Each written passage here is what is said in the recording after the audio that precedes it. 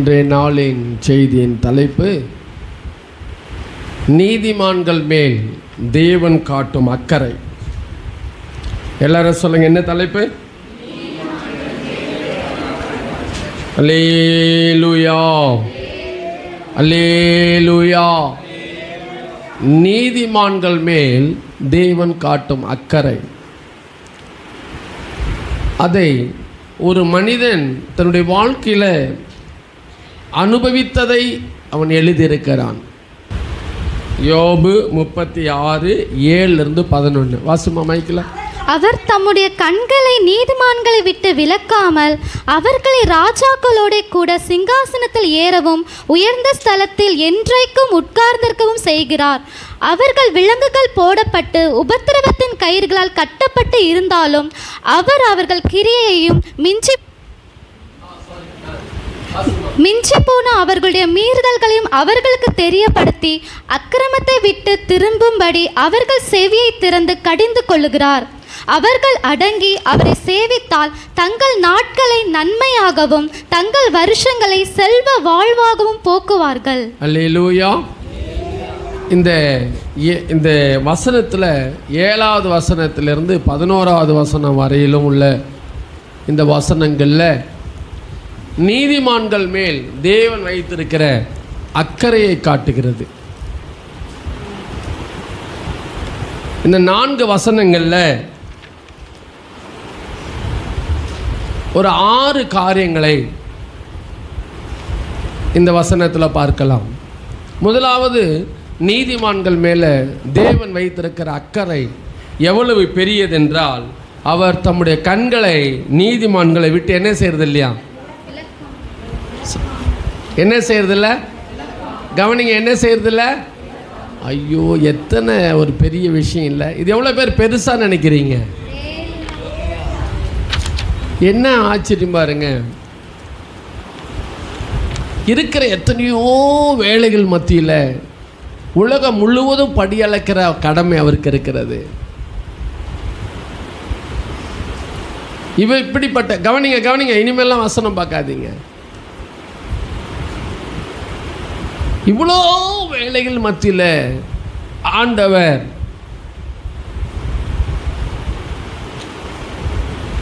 இந்த நீதிமான்களை விட்டு தன்னுடைய கண்களை விலக்காமல் பார்த்துக்கிட்டே இருக்கிறாராம். அல்லேலூயா.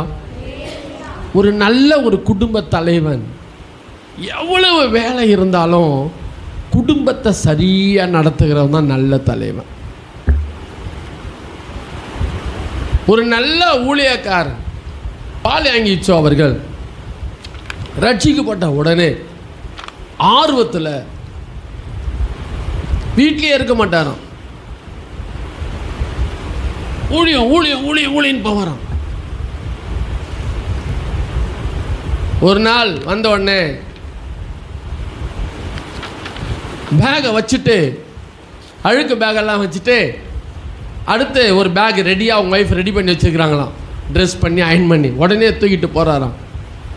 அப்போ அவங்க ஒய்ஃப் சொன்னாங்களாம், என்னை எது கல்யாணம் பண்ணிங்கன்னு கேட்டாங்களாம்.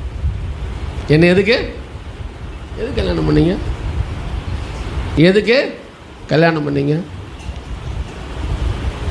இவருக்கு சரணி ஏறிச்சோம். எல்லாம் ஒரு கிறிஸ்தவலாம், எல்லாம் ஒரு ஆண்டோடைய பிள்ளையா, நம்மளுக்கு ஆண்டவர் ரட்சித்திருக்கிறார் இல்லையா, நம்மள ஆண்டவர் நல்லா வச்சிருக்கிறார் இல்லையா, ஆண்டவருக்கு ஊழியம் செய்ய வேண்டாமா அப்படின்னு ரொம்ப டென்ஷன் ஆகிட்டாராம். உடனே அவங்க ஒய்ஃப் சொன்னாங்களாம், இல்லை அதுக்கு நீங்கள் கல்யாணம் பண்ணாமல் இருந்திருக்கலாமே. இப்போ இவர் போய் ஆண்டவர்கிட்ட கேட்டாராம், ஆண்டவரே, என் ஊழியத்துக்கு என் மனைவி தடையாக இருக்கிறாங்க, நான் என்ன செய்யணும்னு சொல்லுங்கள். ஆண்டவர் சொன்னாராம், ஒய்ஃப் என்ன சொல்கிறாலோ முதல்ல அதை செய். என்ன சொன்னாரா?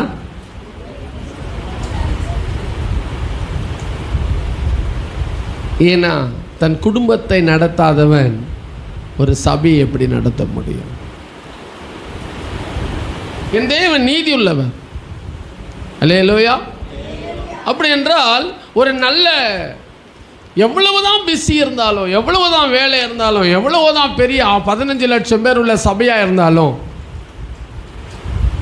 குடும்பத்தை என்ன செய்யணும்? தனக்குன்னு இருக்கிற ஒரு பொறுப்பு என்ன செய்யணும்?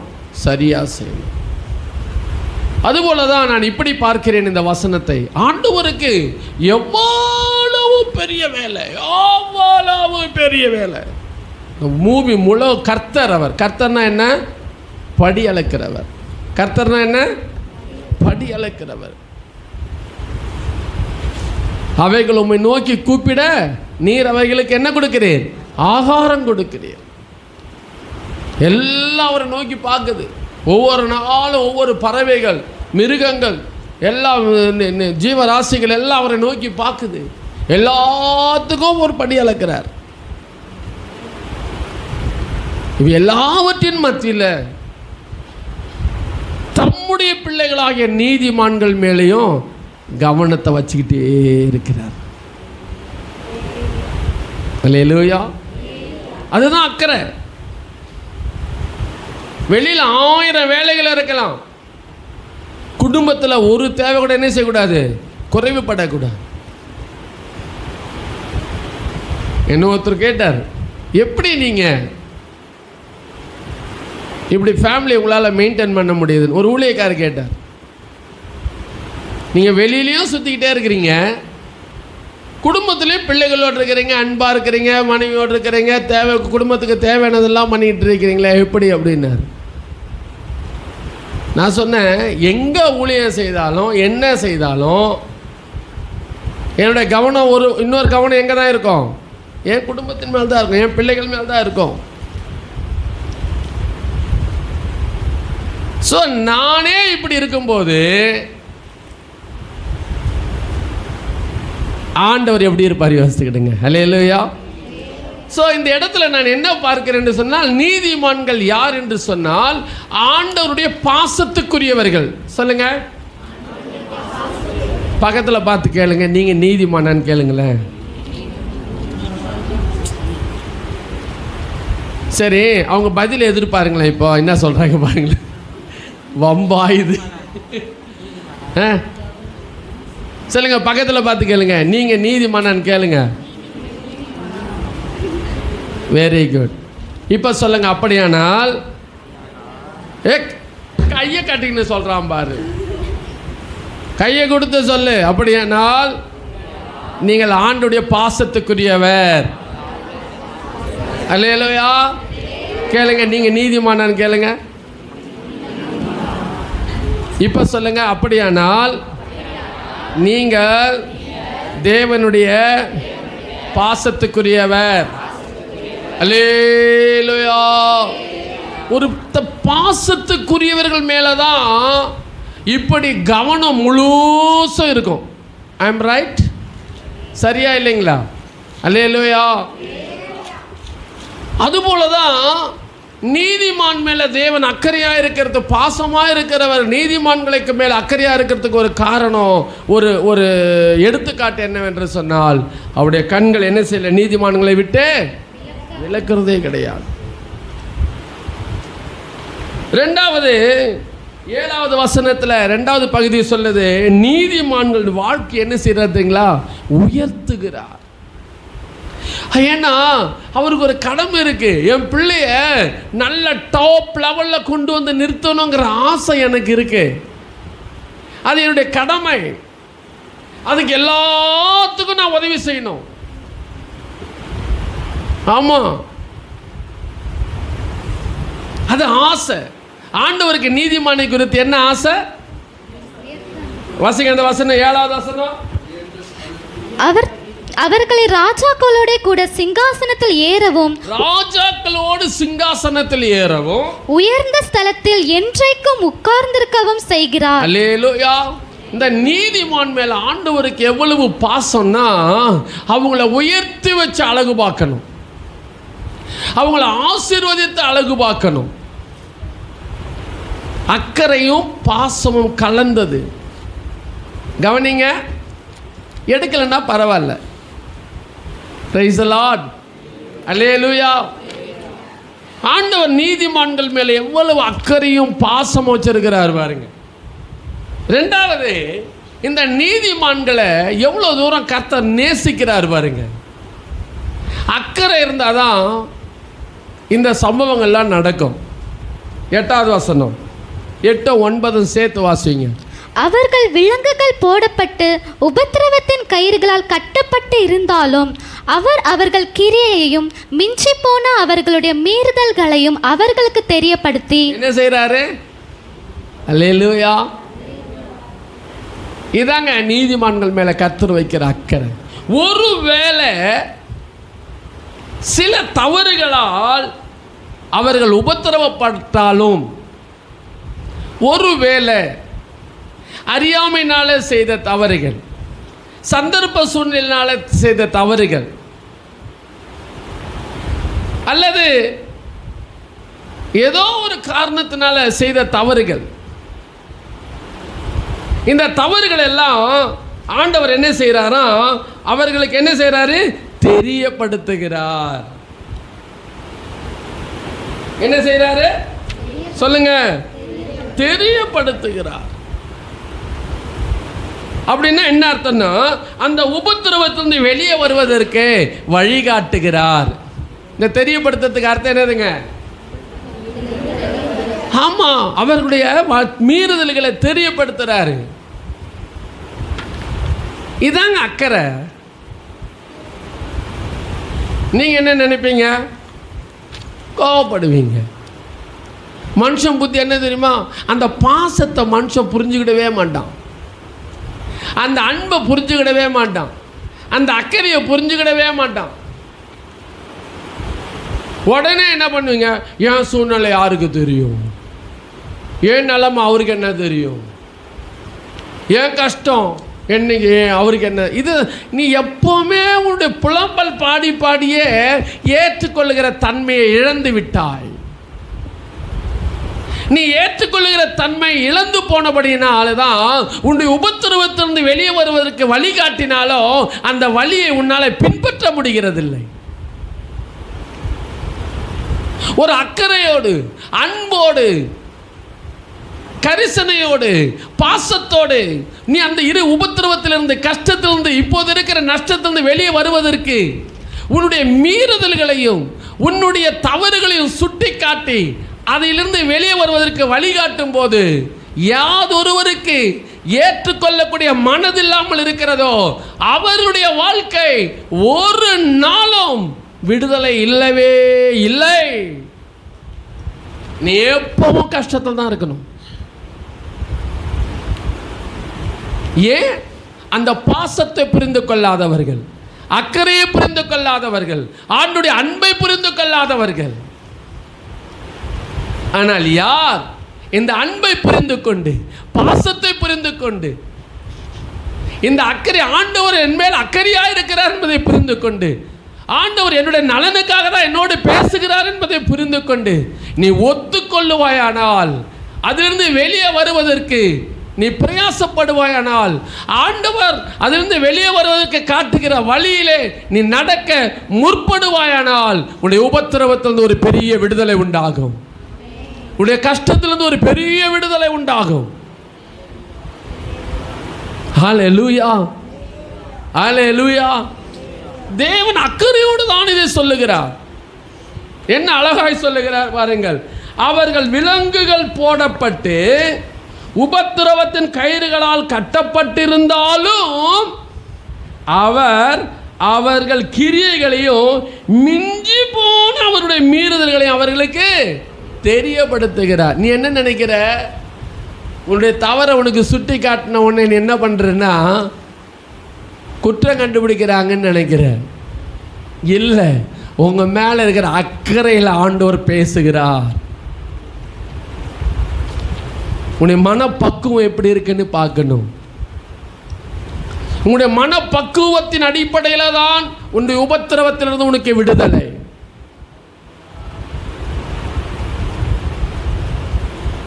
ஆண்டவர் என்ன சொல்லுகிறார்?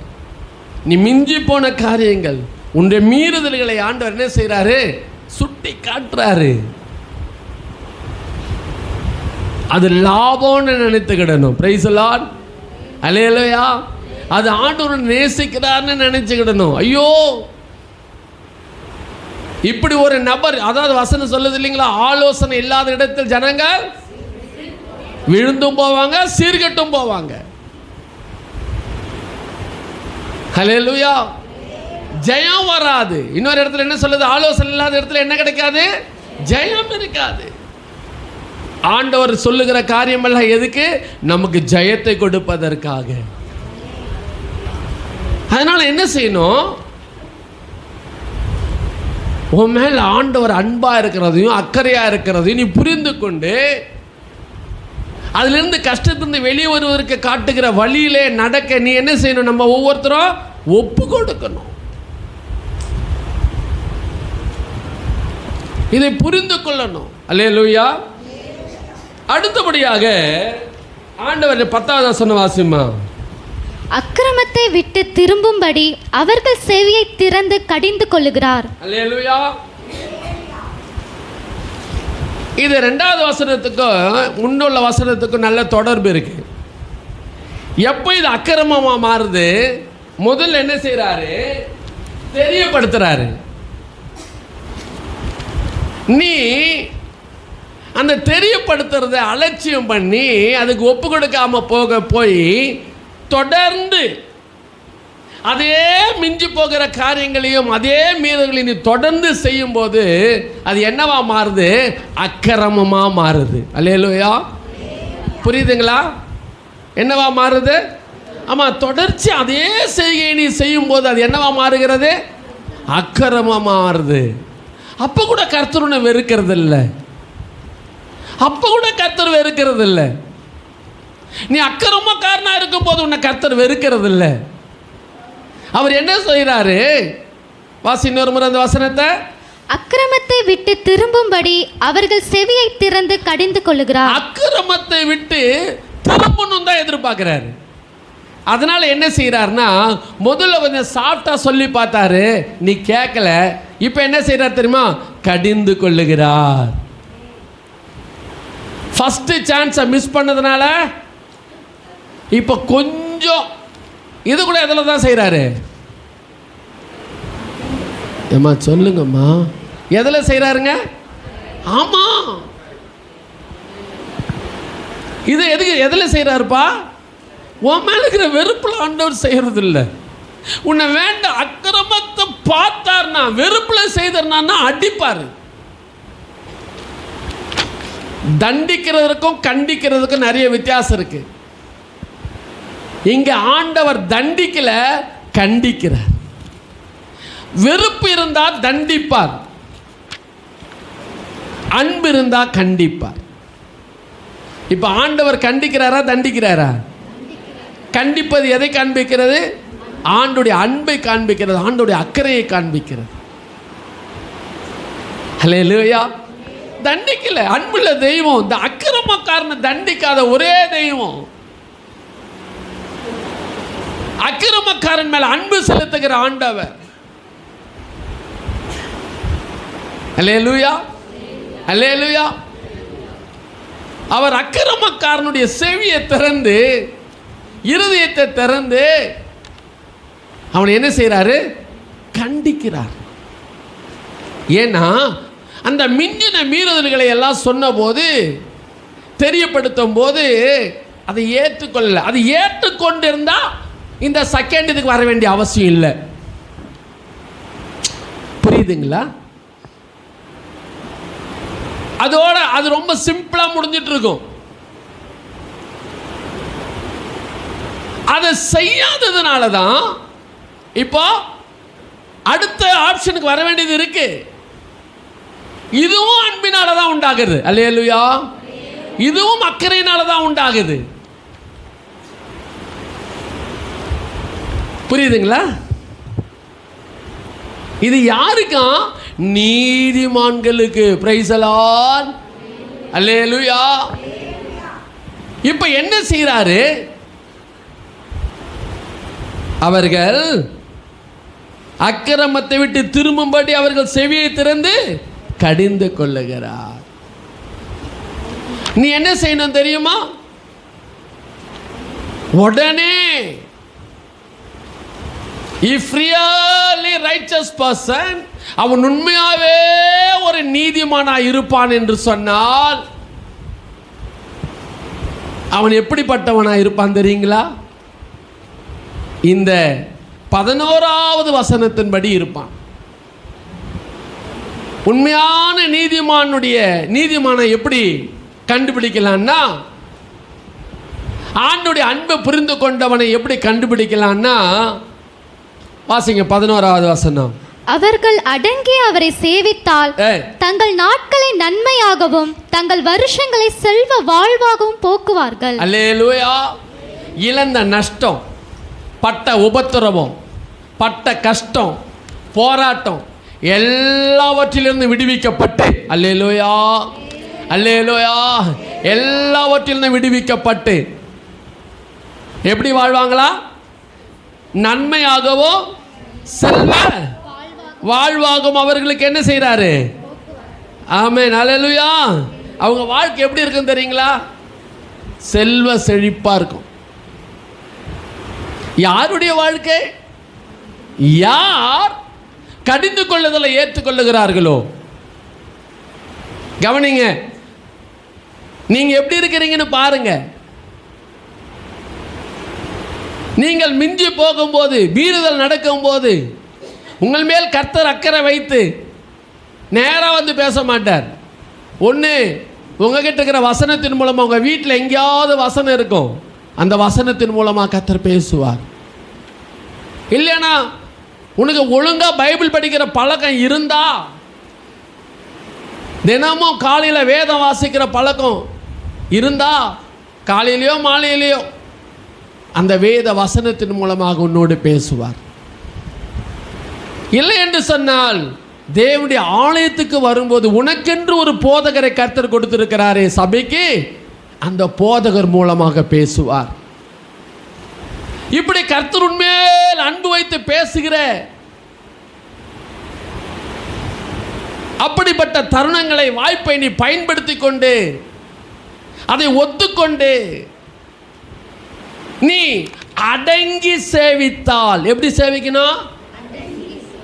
ஆமா, உடனே வான் நீதியை முன்னால வைக்க கூடாது. நான் உள்ளதான் இருக்கிறேன், நான் பர்ஃபெக்டா, உன்ன ஊழியக்காரர் மூலமாக மட்டும்தான் பேசுவாரா? சபை மூலமாக மட்டும்தான் இருப்பாரா? அப்படியா? நீ பெரிய உன்னவும் நீதியை முன்னால் வச்சுக்கிட்டு, அல்லேலூயா, உன் நீதியை முன்னால் வைக்கக்கூடாது. நீ என்ன தெரியுமா செய்யணும்? அக்செப்ட் பண்ணணும், ஒத்துக்கொள்ளணும். அல்லேலூயா. ஆண்டவருக்கு நன்றி சொல்லணும். பாதை தெரியாத ஆட்டை போல அலைந்தேன் உலகிலே, நல்ல மேய்ப்பராக வந்து என்னை மீட்டீரே,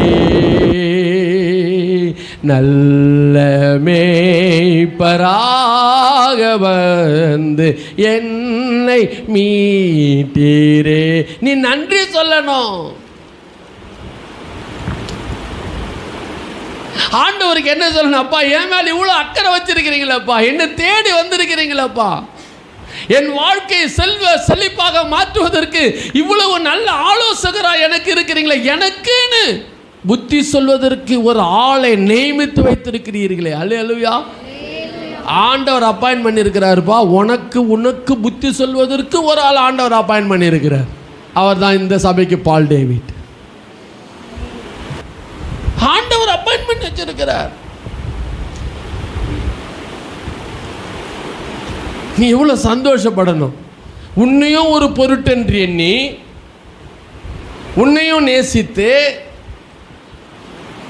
உனக்கு புத்தி சொல்வதற்காக, உன்னை வழி நடத்துவதற்காக, உன்னை கரெக்ட் பண்ணுறதுக்காக, உன்னை கடிந்து கொள்வதற்காக, உன்னை செல்வ செழிப்பான வழிக்கு வழிகாட்டுவது, வாழ்க்கைக்கு வழிகாட்டுவதற்காக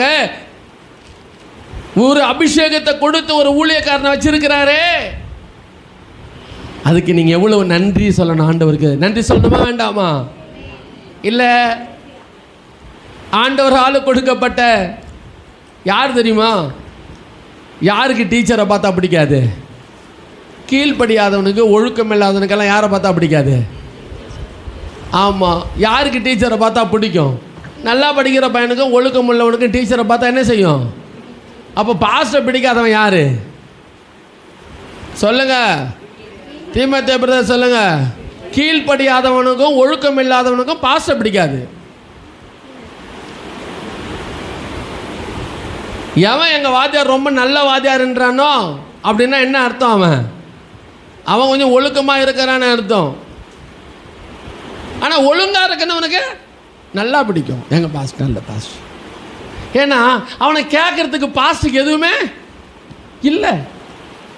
எல்லாருக்கும் முன்னால் என்ன சொல்லுவார் அந்த பாஸ்டர்? அவனை போல நட, அவனை போல படி. ஒரு வாத்தியார் என்ன சொல்லுவார்? இவனை போல மார்க் எடு. இதானே சொல்லுவார். ஏன் ஒழுக்கமாக இருக்கிறவனை முன்மாதிரி வைக்கும்போது பொறாமல் வரக்கூடாது.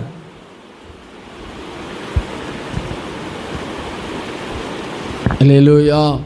ஸோ நன்றி சொல்லணும். ஆண்டவருக்கு என்ன சொல்லணும்? நன்றி சொல்லணும்.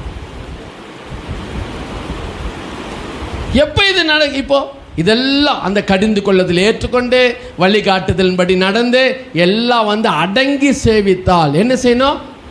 ஆமாம், கர்த்தர் வச்சிருக்கிறாரு சபை. அவர் சிஸ்டம் அப்படி இருக்குது. பிதா, குமாரன், பரிசுத்தாவி, சபையாகிய சரீரம். அந்த சரீரத்தில் தேவனுடைய ஊழியக்காரன், அதுக்கு கீழே விசுவாசிகள். இது யாருடைய சிஸ்டம்? இதுக்கு அடங்கிட்டு இருந்தா சபையில் இரு, இல்லைன்னா போய்கினே இரு. சிஸ்டத்துக்கு உட்பட்ட ஆளா இருந்தா இங்க, சிஸ்டத்துக்கு உட்படாத ஆளுக்கு இங்க வேலை இல்லை. ஏன்னா ஒரு சிஸ்டம் தப்பானா கூட மீதி எல்லாம் என்ன ஆயிடுங்க? எல்லாமே தப்பாயிடும். அல்லேலூயா. ஸோ ஆண்டவர் இதெல்லாம் எதுக்கு? எப்படியாவது உன்னை செல்வ செழிப்பான வாழ்க்கையை உனக்கு உண்டாக்கி தரணும். அதுதான் ஆண்டோடைய நோக்கம். அல்லேலூயா. ஆண்டோடைய நோக்கம் என்ன? ஆமா, நன்மையும் செல்வ வாழ்வையும் உனக்கு கொடுக்கணும். இதுதான் ஆண்டோடைய நோக்கம். இதை புரிஞ்சுக்கிடாம செயல்படுவாயானால் நிலைமையோ. அதுக்கு அடுத்து என்ன வசனம் சொல்ல தெரியுமா? அப்படி இல்லாம போனா என்ன நடக்குமா? 12வது வசனம். அடங்கார்களே ஆகில் பட்டயத்துக்கு இரையாகி ஞானம் அடையாமல் மாண்டு போவார்கள். வேணுமா? எது வேணும் சொல்லுங்க? 11வது வசனம் வேணுமா? 12வது வசனம் வேணுமா? என்ன தீர்மானம் எடுக்கிறீங்க சொல்லுங்க? 11வது வசனம் வேணுமா? 12வது வசனம் வேணுமா? தீர்மானம் எடுங்க. ஆண்டுகிட்ட கேளுங்க, ஆண்டவர் கிருபை தருவார். மாண்டு போவதற்கு கர்த்தர் அழைக்கவில்லை. நீ அழிந்து போவதற்கு கர்த்தர் அழைக்கவில்லை. உன்னை தெரிந்து கொள்ளல, அழைக்கல. அப்படி நீ மாண்டு போகணும், உன்னை அடிக்கணும், உன்னை அழிக்கணும்னா இத்தனை முறைமைகளை அவர் பயன்படுத்த வேண்டியது அவசியமே? எடுத்த ஒன்று அடிச்சிருக்கலாமே, இல்லையே.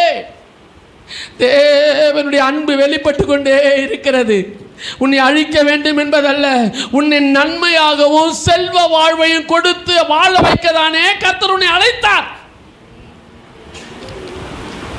அதுக்கு தான் கர்த்தர் அழைத்தார். அதுக்காக தான் உனக்கு வழியை தெரிவிக்கிறார். நீ செய்கிற தவறை உனக்கு சுட்டி காட்டுகிறார். அதற்காக தான் உன் அக்கிரமத்தை நிமித்து உன்னை கடிந்து கொள்ளுகிறார். உன்னை அழிக்க வேண்டும் என்று அல்ல, நன்மையான வாழ்வையும் செல்வ வாழ்க்கையும் உனக்கு கொடுப்பதற்காக தான் இந்த முயற்சிகளை கர்த்தர் செய்கிறார். ஹல்லேலூயா. இதை நீ செய்ய தவறுவாயானா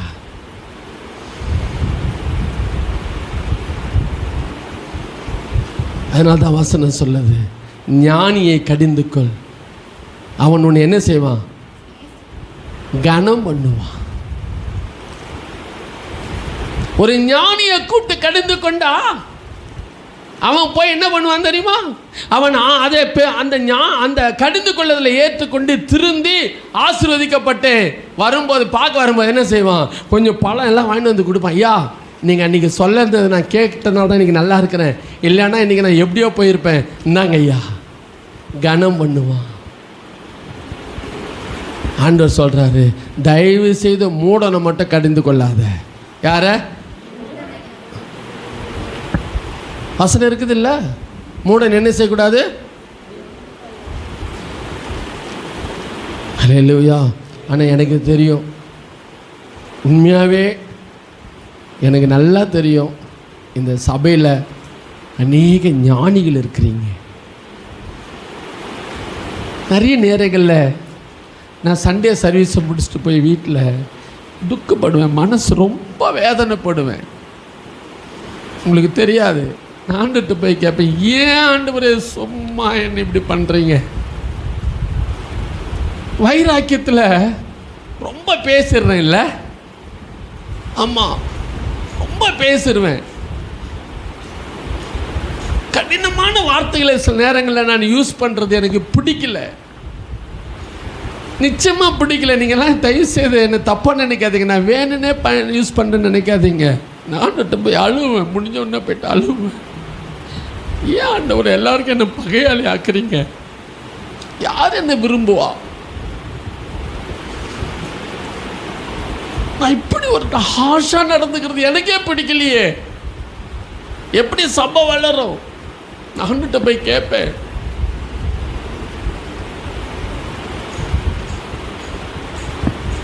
ஆனால் இந்த வைராக்கியம், கர்த்தர் உங்கள் மேல் வைத்திருக்கிற அக்கறையை என் மூலமாய் காட்டுகிறார்.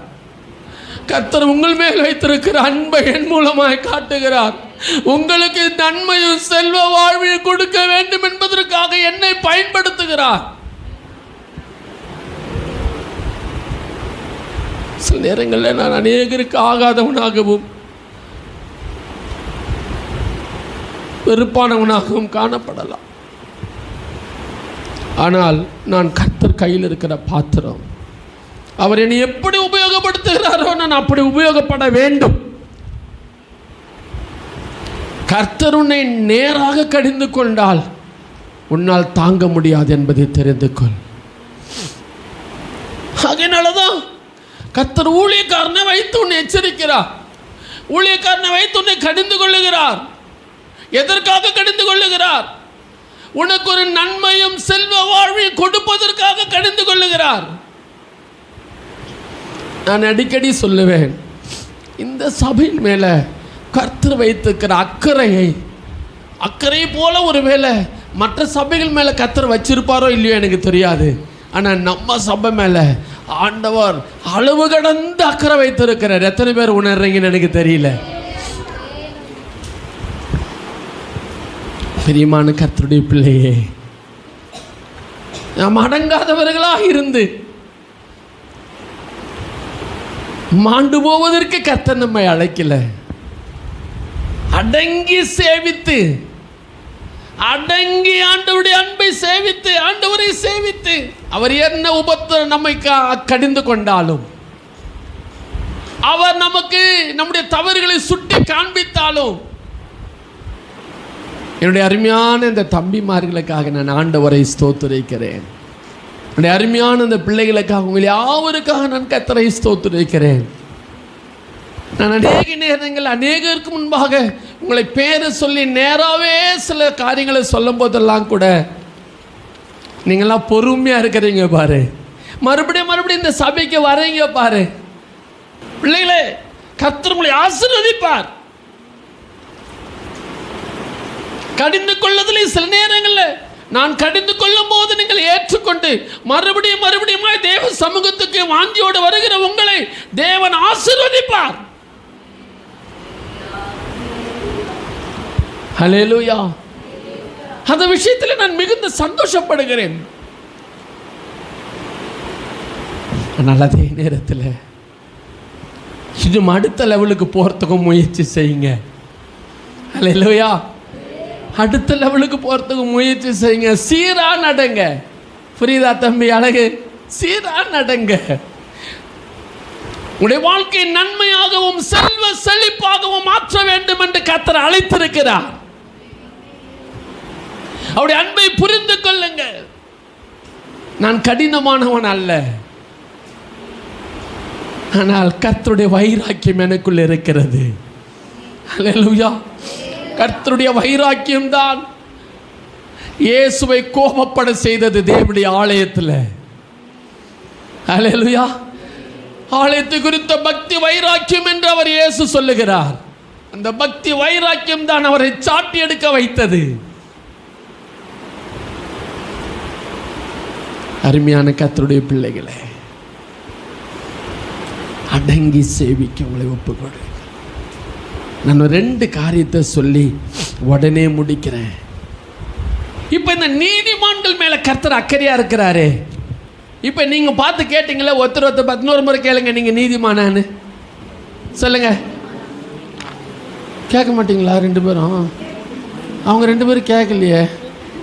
கேளு, நீங்கள் நீதிமானான்னு மறுபடியும் கேளுங்க. சரி, இப்போ நீங்கள் நீதிமானா இல்லையான்னது ஒருவேளை உங்கள் பக்கத்தில் இருக்கிறவங்க சொன்னாவோ நீங்கள் சொன்னாலோ அது எப்படி இருக்குன்னு எனக்கு தெரியாது. ஆனால் இந்த வசனத்தின் அடிப்படையில் நீங்களே தீர்மானிச்சிக்கிங்க நீங்கள் நீதிமானா இல்லையான்னு. இந்த நன்மையான வாழ்வையும் செல்வ செழிப்பையும் அனுபவிக்கிற தகுதி கர்த்தர் உனக்கு கொடுத்திருக்கிறார். அதுக்கு நீ தகுதியான ஆளான்றதை மட்டும் நீங்களே மார்க் போட்டுக்கங்க. கர்த்தர் விரும்புகிறாரு நீ நன்மையும் செல்வ செழிப்புமாய் வாழ வேண்டும் என்று. அது யாருக்கு கிடைக்குன்னா நீதிமானுக்கு தான் கிடைக்கும். அந்த நீதிமானுக்கு நீ தகுதியா, இந்த வசனத்துக்கு இந்த வாழ்க்கைக்கு நீ தகுதியானதை இப்போ நான் அந்த வசனத்தின் அடிப்படையில் சொல்கிறேன். தகுதி இருந்தால் சந்தோஷப்படுங்க, தகுதி இல்லைன்னா தகுதியாகும்படி உங்களை வளர்த்து கொள்ளுங்க, ஜெபிங்க, முயற்சி செய்யுங்க. யார் நீதிமான்கள்? யார் தெரியுமா நீதிமான்கள்? என்ன கவனிங்க, நல்லா கவனிங்க. பாவம் நிறைந்த உலகத்தில் தன்னையும் தன் குடும்பத்தையும் பாவத்திற்கு உட்படாமல் பாதுகாத்துக் கொள்ளுகிறானே, அவன் தான் நீதிமான். ஃபர்ஸ்ட் நீதிமான் யாரு?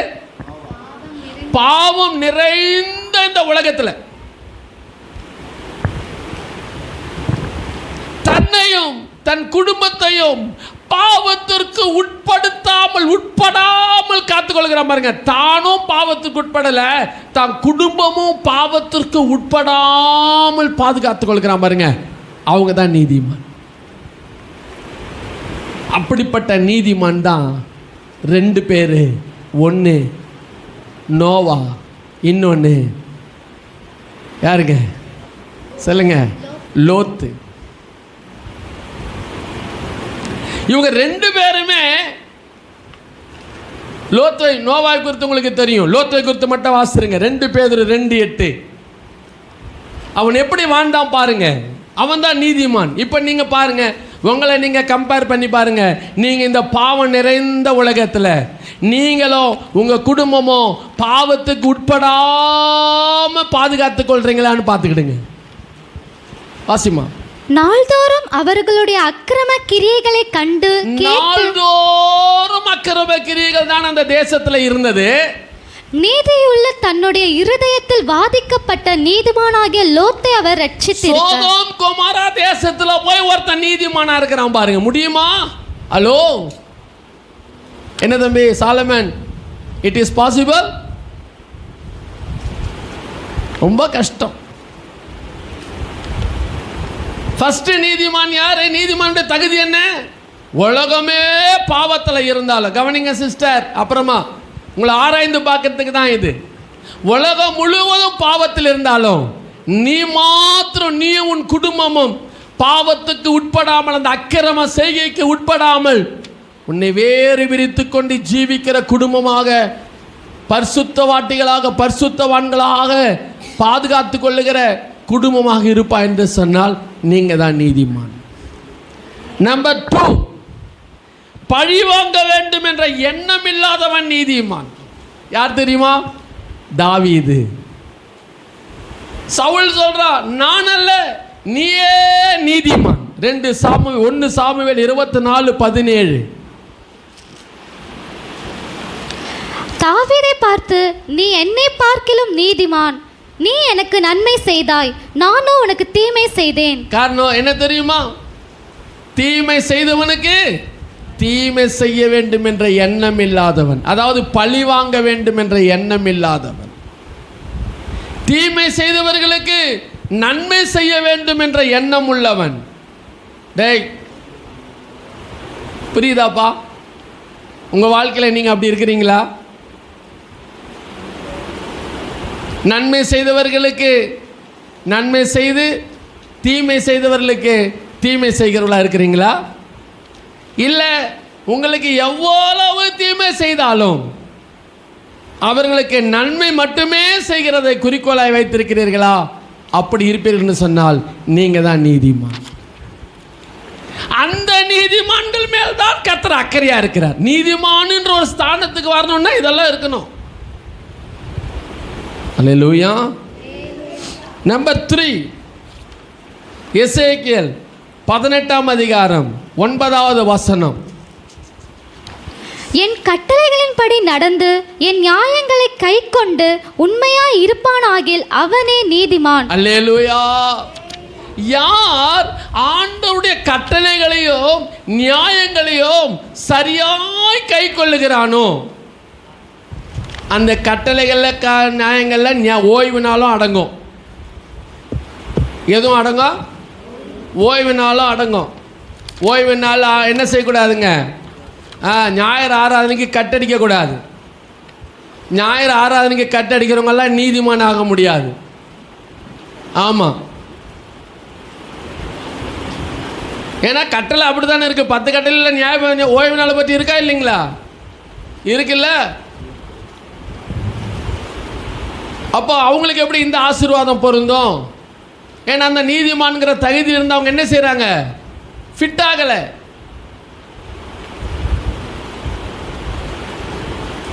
அப்போ யார் நீதிமான்? யாரா நீதிமான் தம்பி? கட்டளைகளையும் நியாயங்களையும் கை கொள்ளுகிறவர்கள் தான் நீதிமான்கள். இந்த கேலண்டரில் அச்சிடப்பட்ட ப்ரோக்ராம்ஸ் இருக்குதே, கவனிங்க.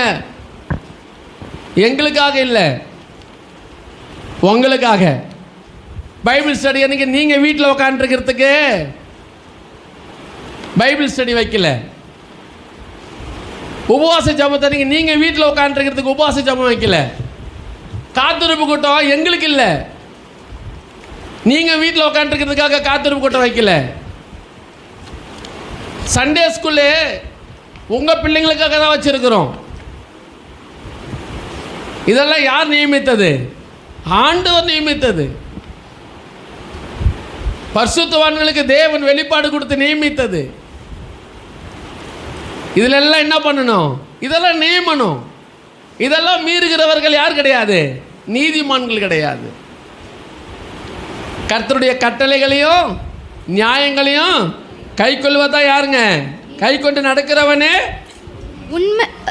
உண்மையா இருப்பானாகில் அவனே நீதிமான். யாரெல்லாம் இதுல உண்மையா இருக்கிறானோ அவனே நீதிமான். வசனம் சொல்லுது. 4, யார் தெரியுமா நீதிமான்? தேவனுடைய ராஜ்யம் வர காத்திருந்தவன். அல்லேலூயா. அவன் யார்? அவன்தான் அந்த யோசேப்பு. சீக்கிரமா வாசிங்க. லூக்கா 23:50, மார்க் 15:43 ஒருத்தர் எடுங்க. இந்த இவனை குறித்து 2 இடத்துல சொல்லப்பட்டிருக்கிறது. ஒன்று, இவன் தேவனுடைய ராஜ்யத்தை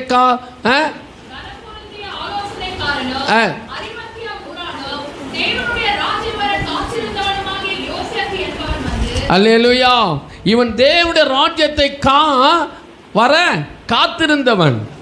மார்க் 15:43 அதான் படிச்சியாமா? லூக்கா 23:50.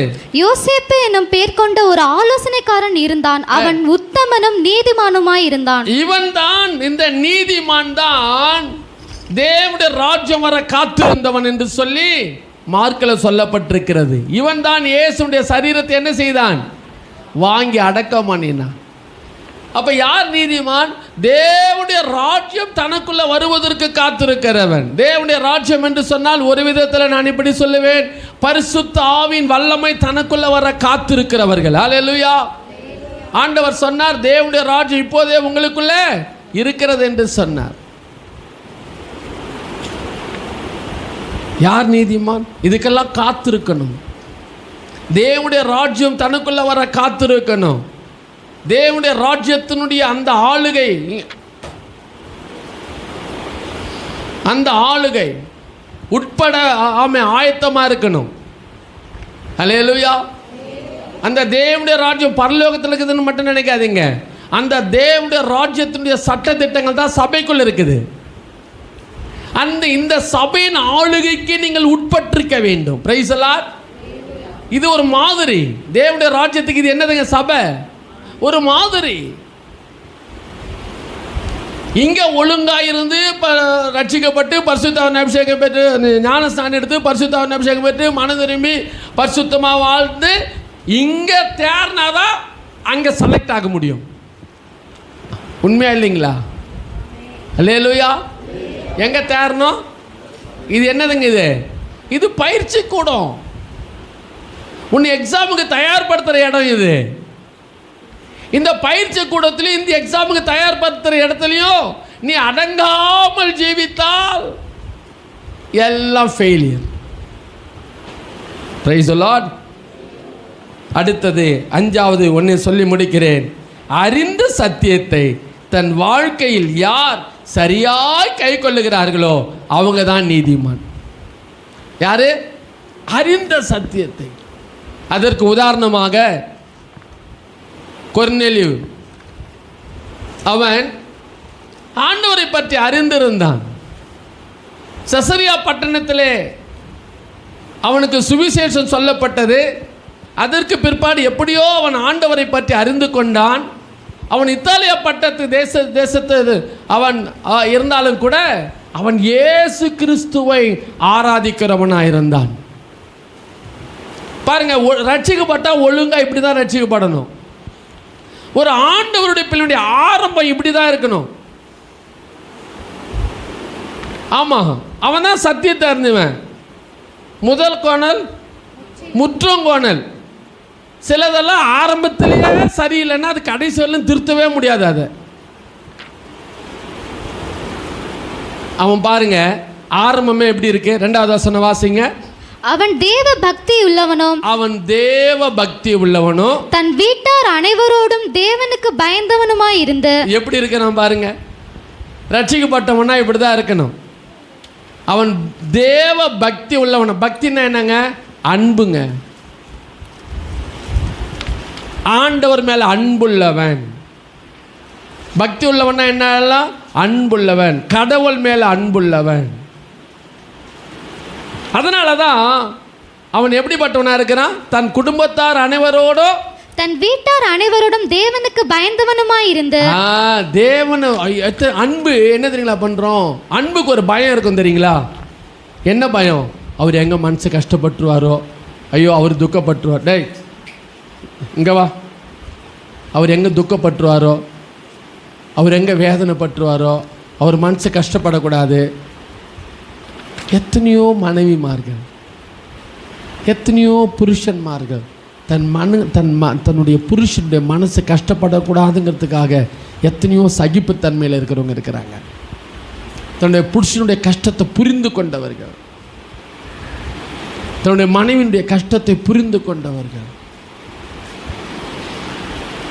அன்பு பக்தி என்னது? அதே போல தான் ஆண்டவருக்கு எங்கே மனசு கஷ்டப்பட்டுருவாரோ, ஆண்டவர் என் வாழ்வினால துக்கப்பட்டுருவாரோன்னு சொல்லி ஆண்டவரை துக்கப்படுத்தாமல் இருக்கிறதுக்கு விழிப்பாக இருக்கிறது தான் பயத்தோடு இருக்கிறது. அல்லேலூயா. பயம் என்ன தெரியுமா? இன்னொரு பக்கத்தில் எப்படி சொல்லலாம் தெரியுங்களா? விழிப்பாக இருக்குது. ஏன் தெரியுமா? எங்கே ஆண்டவரை நம்ம துக்கப்படுத்திடுவோமோ. அப்போ அந்த அளவுக்கு ஆண்டவருடைய இருதயத்தை துக்கப்படுத்தாத அளவுக்கு எப்படி இருக்கணுங்க? ஆமாம். ஒரு பொருளை கொண்டு போனால் பயபக்தியோடு கொண்டு போகிறான். ஏன்? விழுந்துடுச்சுன்னா அது முக்கியமான பொருள். அதை பயபக்தியாக வைப்பாங்க, பயபக்தியாக எடுப்பாங்க. அல்லேலூயா. அதான் பயம்.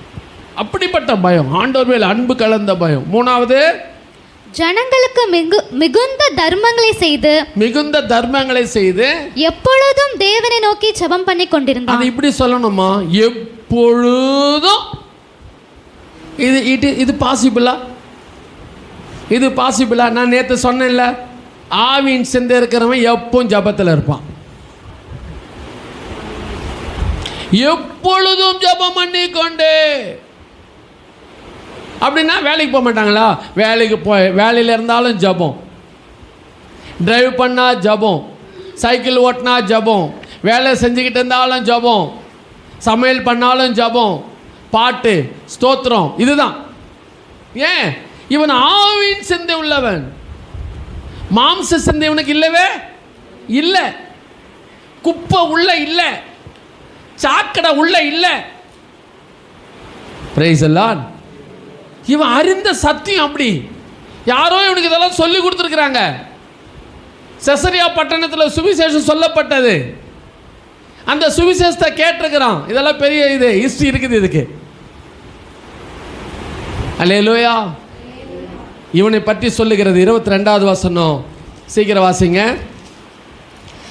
அதற்கு அவர்கள், நீதிமானும் தேவனுக்கு பயப்படுகிறவரும் யூத ஜனங்கள் எல்லாராலும் நல்லவர் என்று சாட்சி பெற்றவரும் ஆகிய கொர்நேலியு என்னும் 100க்கு அதிபதி உம்மை தம்முடைய வீட்டுக்கு அழைப்பித்து. பாருங்க, ஒரு வேலைக்காரனுங்க எவ்வளோ அடுக்கிறானுங்க பாருங்க அவரை பற்றி. நீதிமானை பற்றி மற்றவங்க எப்படி சொல்லணும்? சாட்சி அடுக்கணும், அடுக்கணுங்க. உன்னை பற்றி சும்மா வாயை திறந்தாலே உன்னுடைய நற்கிரியைகள், நல்ல திவ்ய சுபாவங்களுடைய ஆவிக்குரிய ஜீவியங்களுடைய நற்பண்புகள் எல்லாம் என்ன பண்ணணும்? சொல்ல சொல்ல சொல்ல சொல்லாத முடியக்கூடாது. அவன் தான் நீதிமான். இவனை பற்றி என்ன சொல்றாங்க? அவர் நீதிமானா இருக்கிறாரு, தேவனுக்கு பயப்படுகிறவரும் பயந்திருக்கிறாரு, யூத ஜனங்கள் எல்லாராலும் நல்லவர் என்று சாட்சி பெற்றவரும். யூத ஜனங்கள்ட்ட நல்லவர்னு. இவன் இத்தாலியா பட்டாளத்து போர் சேவங்க. யூதன்கிட்ட, அடுத்த ஆளுங்கிட்ட, அடுத்த கம்யூனிட்டி கிட்ட கூட நல்ல பேர் எடுக்கிறான். உன் பக்கத்தை விட அக்கத்தை விட இந்து முஸ்லீம் நீ வேலை செய்கிற இடத்துல எல்லாம் ஒன்று குறித்து எப்படி இருக்கணும்? சாட்சி.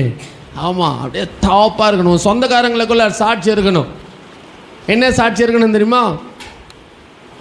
சண்டே ஆனால் அவங்க நம்ம ஃபங்க்ஷனுக்கு வரமாட்டாங்க.